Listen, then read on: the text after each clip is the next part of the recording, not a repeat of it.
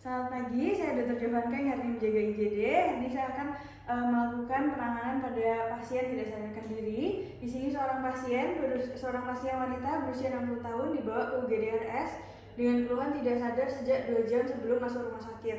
Riwayatnya adalah batuk yang lama dan sulit sembuh.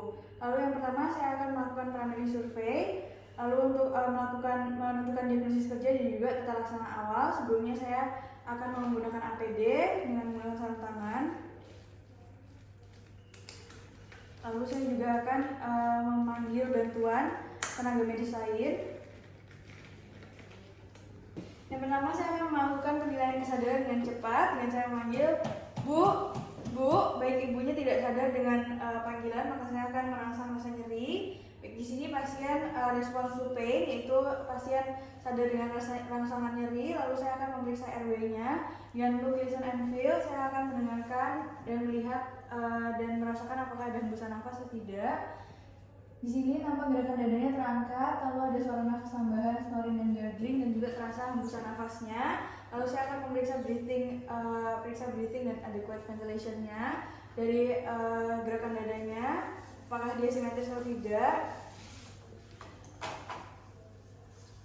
Selanjutnya saya juga akan melihat apakah saya akan melihat apakah gerakan dadanya simetris atau tidak. Lalu respiratory rate-nya berapa? Di sini respiratory rate pasien adalah 10 kali per menit. Lalu SpO2-nya saya juga akan ukur dengan menggunakan pulse oximetry. Lalu saya juga akan mendengarkan suara nafasnya menggunakan stetoskop.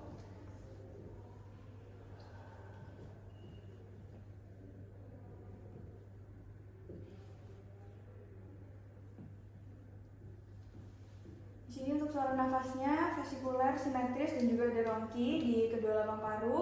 Selanjutnya saya akan meraba trakeanya, apakah dia di tengah atau tidak. Untuk pasien di sini trakeanya di tengah. Lalu saya juga akan meraba gerak dadanya, apakah simetris atau tidak. Pada pasien ini gerak dadanya simetris, dan saya akan melakukan perkusi.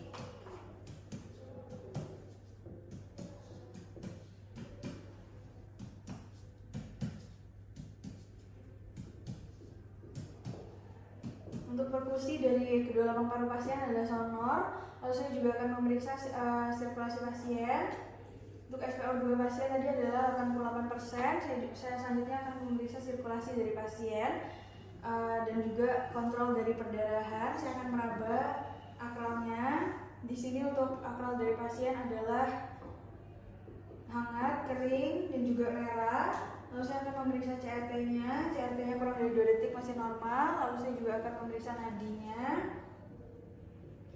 Di sini untuk nadinya 80 kali per menit, dan juga saya akan memeriksa tekanan darahnya. Tekanan darah pasien adalah 140/80 mmHg. Lalu saya juga akan memeriksa disability, neurologic examination, dan juga prevention secondary brain injury. Untuk GCS dari pasien sendiri, saya akan menilai dari pembuka matanya terlebih dahulu. Di sini matanya tertutup, Ibu. Lalu pasien juga tidak membuka matanya ketika dipanggil, dan saya akan merangsang nyeri. Dan di sini pasien membuka mata dengan rangsangan nyeri, poinnya adalah 2. Lalu saya juga akan melihat responnya. Respon dari pasien ini dia ibunya bicara tidak nyambung, maka poinnya juga adalah 2. Lalu saya akan memeriksa respon dari pasien. Untuk responnya pasiennya juga tidak bisa merespon ketika saya berikan arahan. Tapi jika saya memberikan rangsangan nyeri, pasien dapat melokalisir di mana rangsangan nyeri tersebut berada, maka GCS-nya adalah 225. Selanjutnya saya akan melihat pupilnya pada kedua mata. Di sini pupilnya bulat, isokor, dengan ukuran 2 mm kanan dan kiri. Refleksi cahayanya positif dan normal. Lalu saya juga akan melihat apakah ada hemiparese atau tidak. Dan saya melakukan kedua kaki lalu dilepas. Di sini pasien tidak ada hemiparese, terlihat tidak ada hemiparese juga. Lalu saya juga akan melihat exposure, ada environment dari pasiennya untuk menghindari hipotermia. Untuk suhu pasien adalah 38,1 derajat Celcius. Diagnosis kerja dari pasien ini adalah penurunan kesadaran dengan obstruksi jalan nafas parsial dan gangguan oksigenasi serta disertai febris. Lalu saya akan melakukan penata laksanaan awal, yaitu pembebasan jalan nafas dengan cara menggunakan NPA karena GCS pasien masih lebih dari 8.